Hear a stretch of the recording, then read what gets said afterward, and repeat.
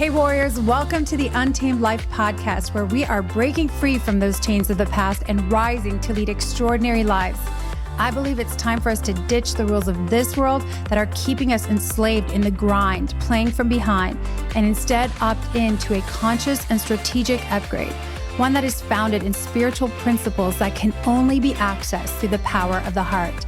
So if you are craving deeper, more meaningful relationships, vibrant bodies full of life force, true prosperity in all arenas, and a life of adventure, this podcast is for you. My name is Christine Jewell. I'm a high performance coach and spiritual mentor, and together we will awaken the king or queen you are destined to be so that you can experience the fullness of life that's waiting for you. Let's dive in.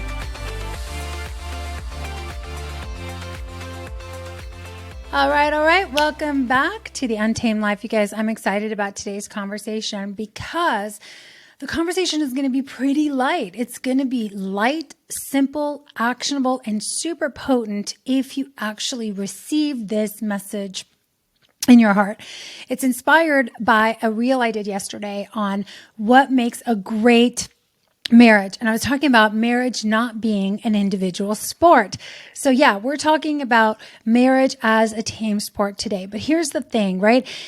I hope that every podcast here, every episode that I give to you guys, there's a shift happening inside of you. There's so many books, so many coaching programs, so many tools out there to support behavior change, right? There's no shortage of people telling you the 3 ways to X, the 5 ways to whatever. Here's the clear steps for you to drop the weight, to have an amazing marriage. Like, here's how to do this.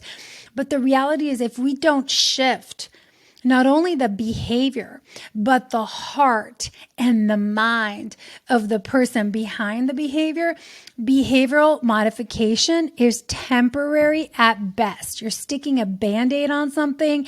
You're not actually doing the necessary surgery. You're not getting into the roots and looking at the things that really need to happen. We're not healing the things that need to be healed. We're not adjusting the things. So we run into all of these tactics and protocols and ways of doing things and communicating and stuff. And we're doing it from a very superficial, surface level place. That's like, I just need to modify my behavior, right?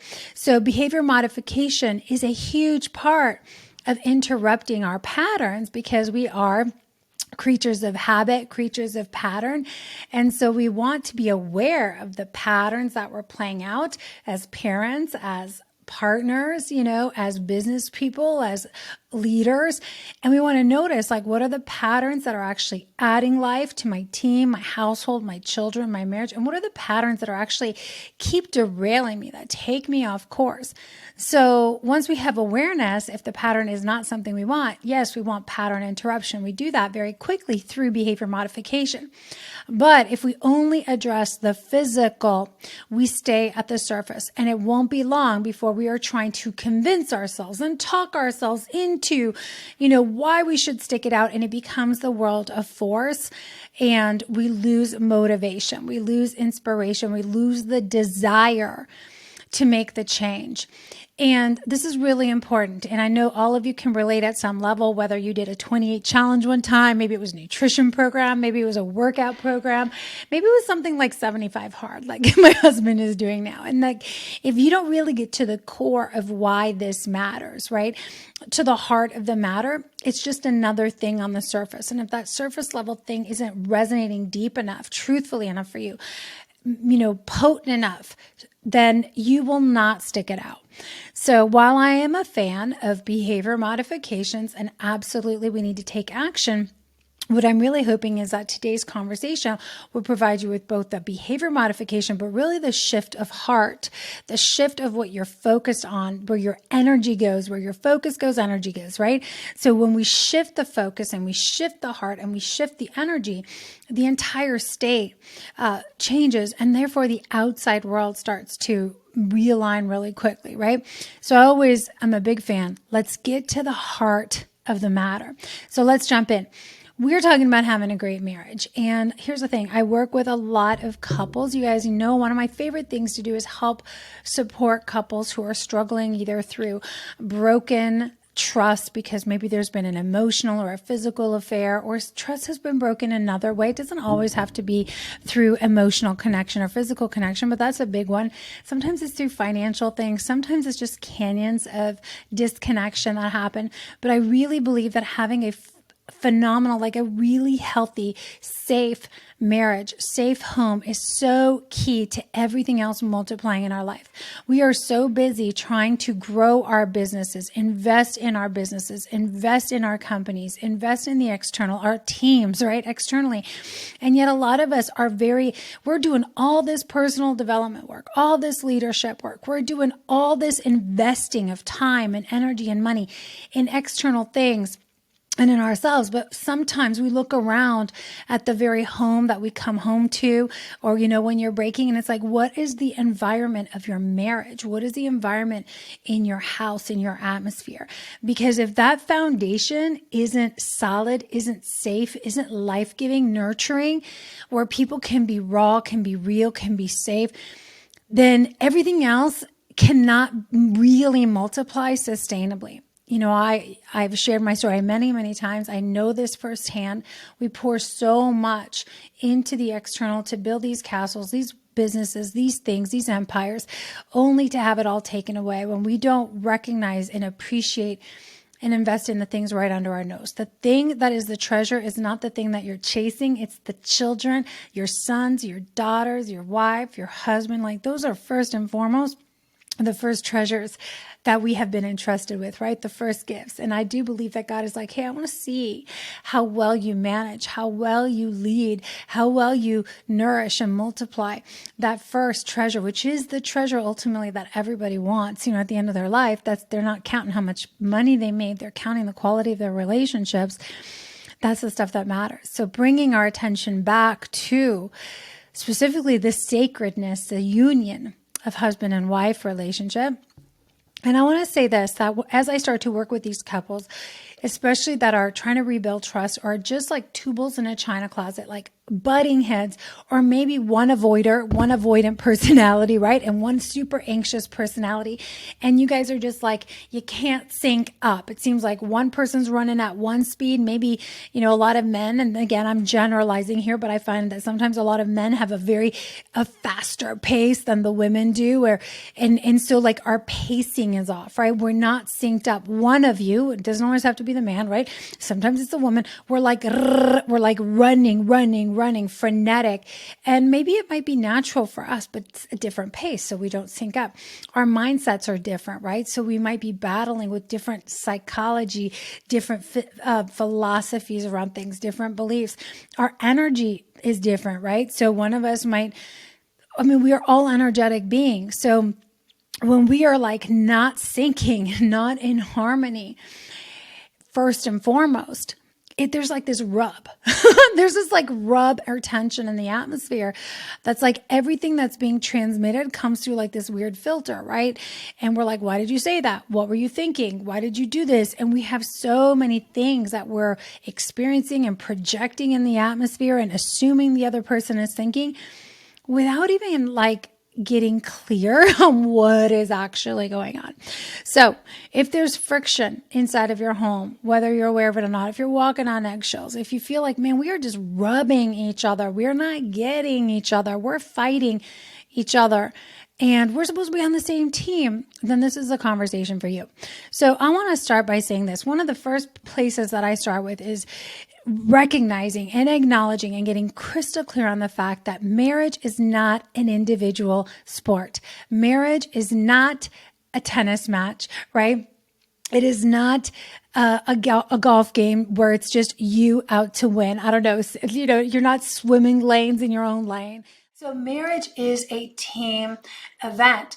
And as with I want you to I'm using the sporting analogy today because I see way too many couples, way too many people in relationship, literally where it looks like the field is a battleground, right? And they're like on opposing teams. First of all, they're not even on the same team. It's like they're on different teams And the battleground, the field, is like this territory to battle over who's going to win, who's stronger, who's faster, who's going to be right.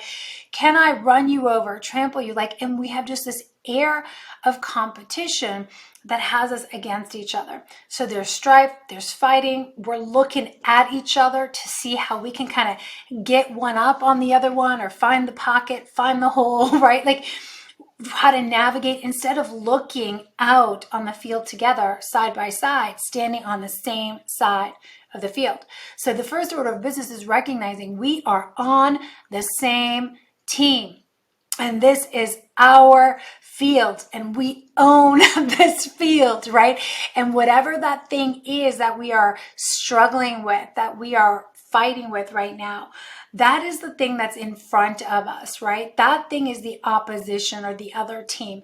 You're not the opposition, but that thing, right? Whatever that is, maybe there is, I'll come back to that, but it could be anything that's going on: miscommunication, misunderstanding, aggression in the air, defensiveness, right? All of these things that come between us where we start going like, you did this and you are that. We have to be very careful.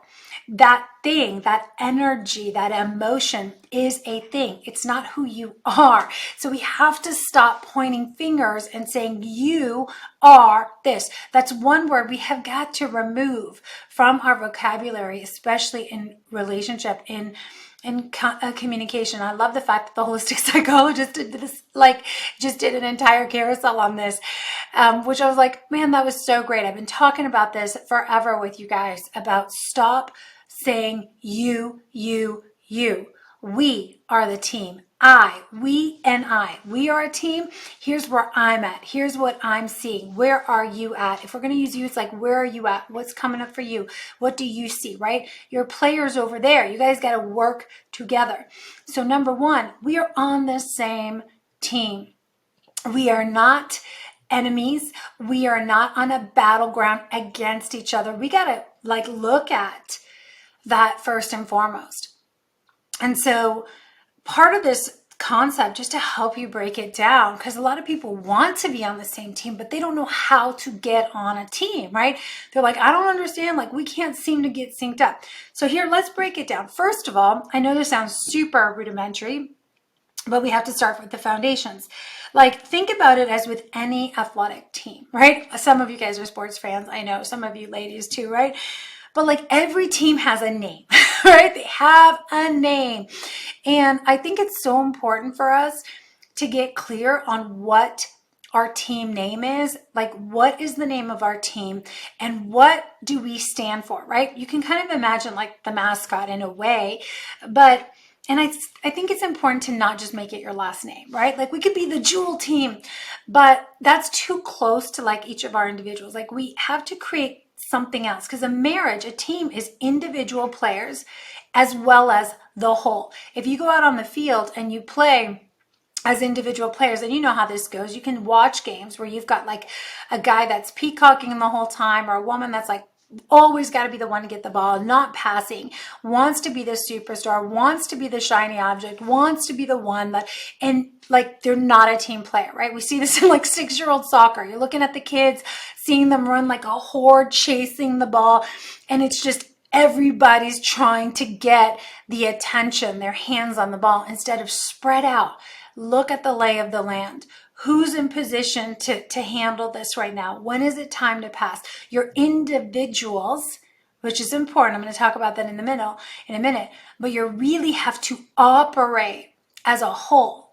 We have to operate as a team, bringing our individual strengths to the team.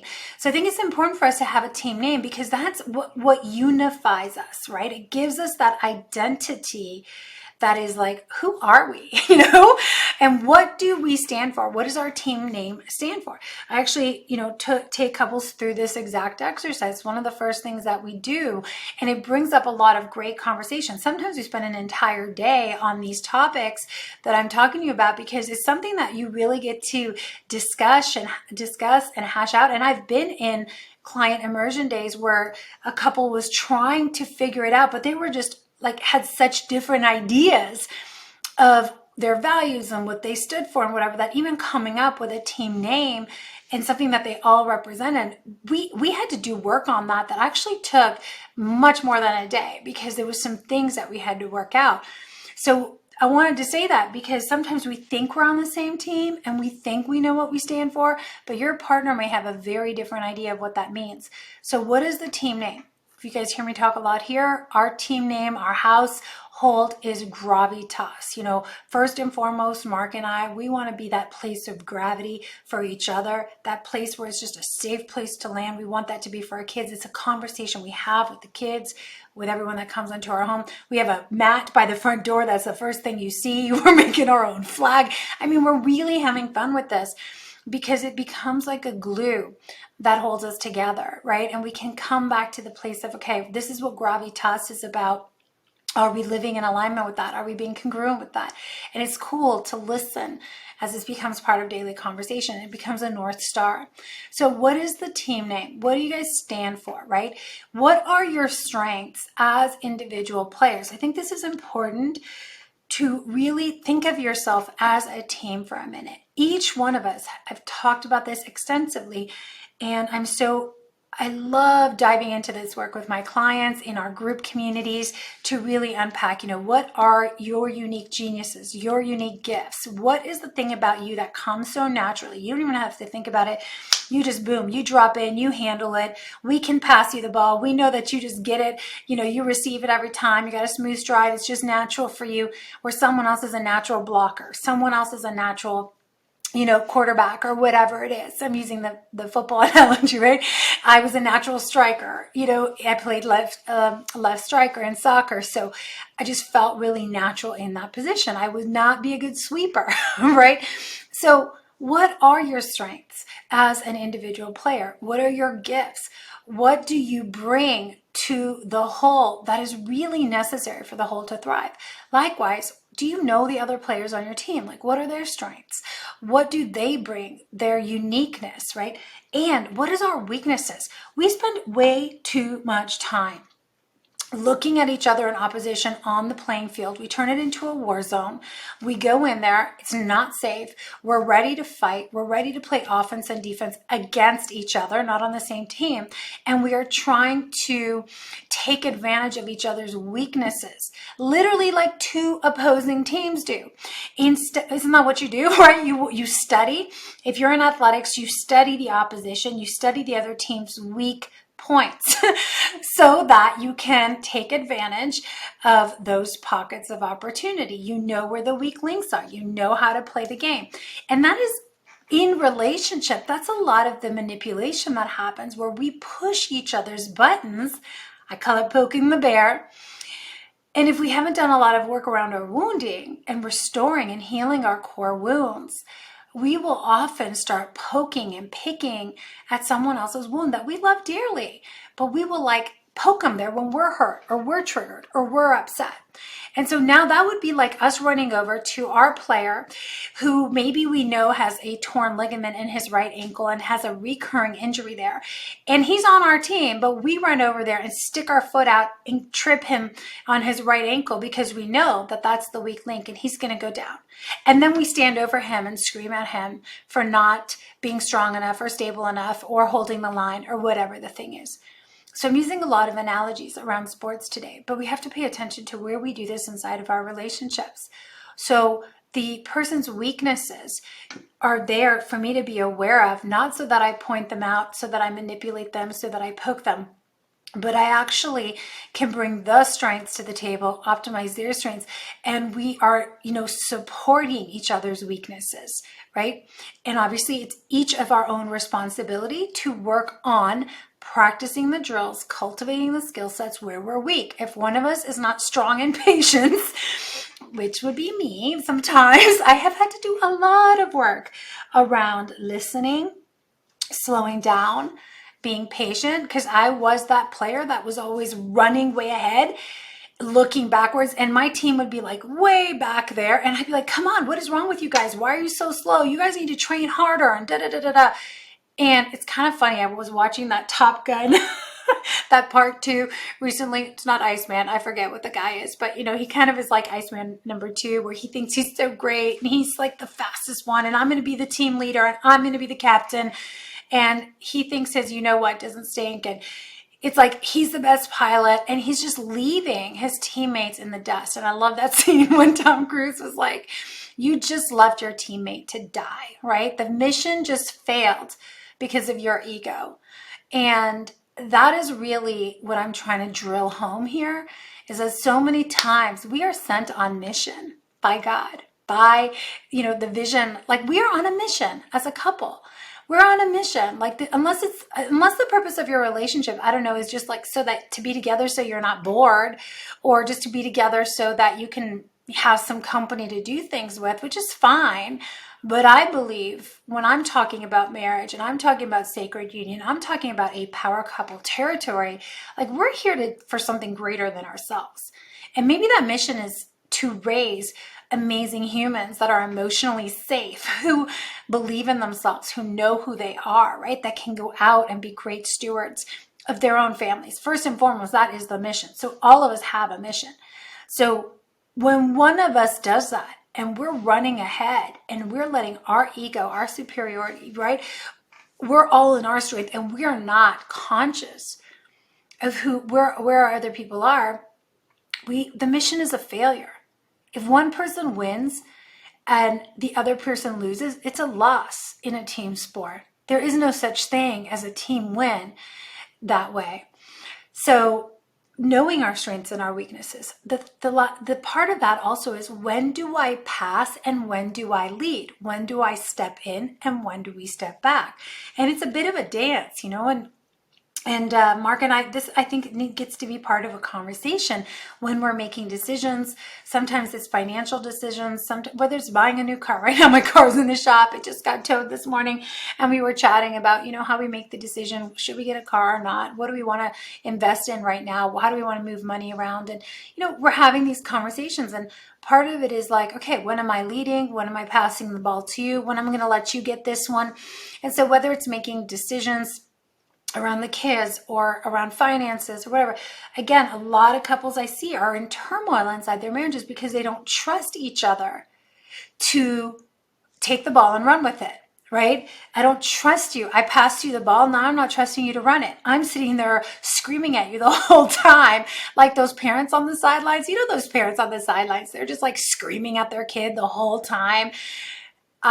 This is one of the reasons I do not enjoy going to kids' games, is because the parents screaming on the sidelines, or the coaches screaming, or the teammates screaming, that just creates more chaos instead of really calling out the things that matter, right? But how many times are we that person that when we pass the ball, we're screaming, telling someone how to run it, when to hold it, when to let it go, instead of really trusting that they're going to run it the right way. And then us getting busy, getting positioned to maybe receive it if they need to pass it back, right? Or recovering so that when it's our turn to jump back in and we're running the ball, then we have the energy and capacity to do that, not because we're so exhausted from energetically and mentally carrying it for the other person. So what this looks like, and I gave you guys a sports analogy, but what it looks like inside of our marriages is like, okay, you tell me you're going to handle something, and then I'm on top of you 24/7. Did you do it? When did you do it? How are you going to do it? How's it going? Checking in. I need to know. Did you CC me? And it's this crazy smothering, mistrust, sometimes questioning that happens. And so part of it, again, is what kind of communication feels good to us? How much do we need, right? And so knowing when we lead, when we pass, it's kind of like that Navy SEALs sort of flow state leadership, where the person who's most positioned to lead drops in and leads based on the circumstances, based on the strengths, based on where they're at. It's not like, okay, one person is large and in charge all the time. We have like environments shift, right? Things shift, circumstances shift. Sometimes it's time, like it's go time. I just got to be here and make a decision. And I have to know that there's safety on the team where I can make this pass or I can shoot this ball, and I'm not going to go and be shamed and screamed at and made wrong for doing that, right? And I think that's so important. So many of us are walking on eggshells inside of our marriages, terrified to make decisions, terrified to actually trust ourselves, terrified to ask for what we want because somehow we've made it wrong, right?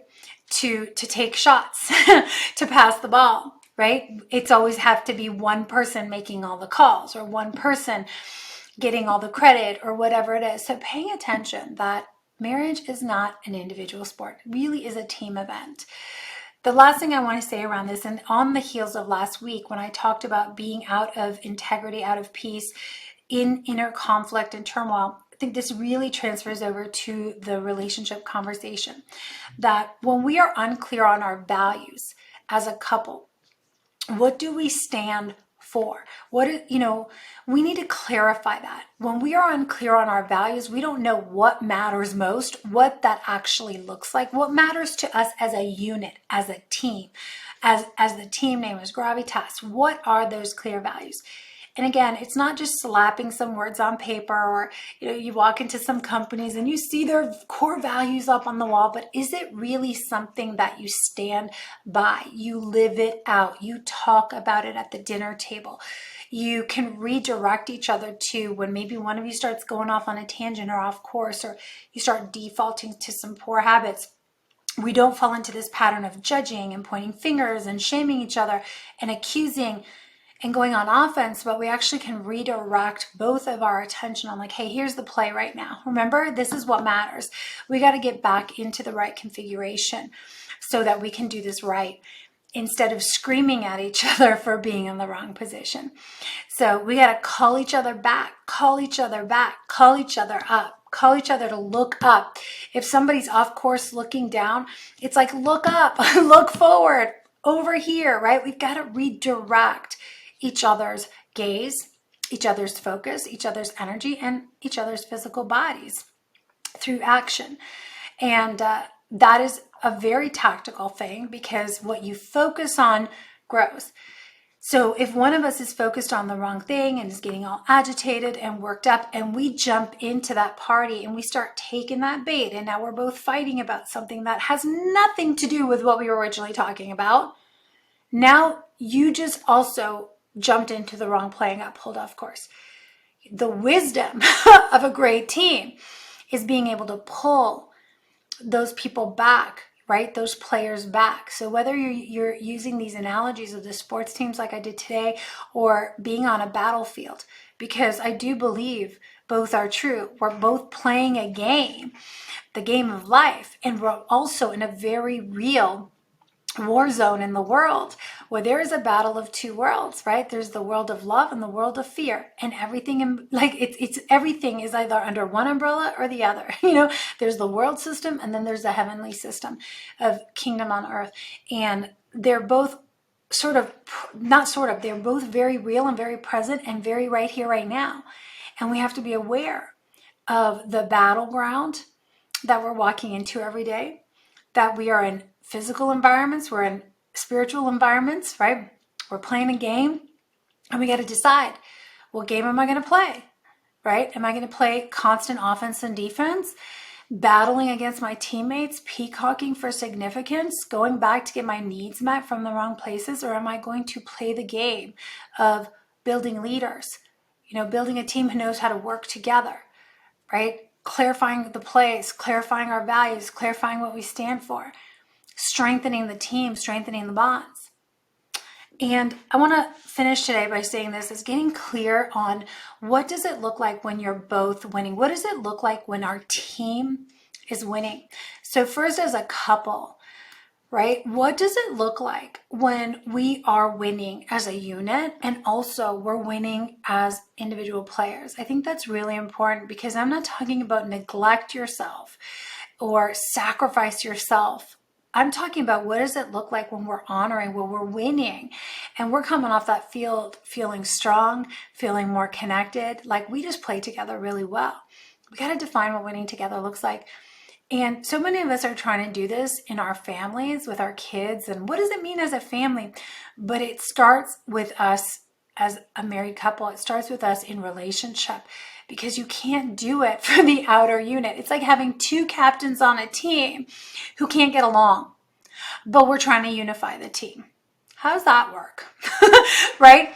We have a whole team of players, and you've got two captains who can't stand each other, who can't communicate to each other, who can't agree on what passes to run, what plays to play.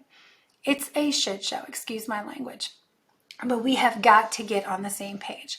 And of course, as I wrap, I believe that we can go far with this on our own, right? Through our own conversations and stuff like that. When you involve God in your marriage, though, it takes it to a whole other level. It gives you a sort of protection and covering, direction, directive, and truth that is so much more powerful than anything you can create with just the two of you in the physical, right? We're strong on our own. Unified, we can do a lot.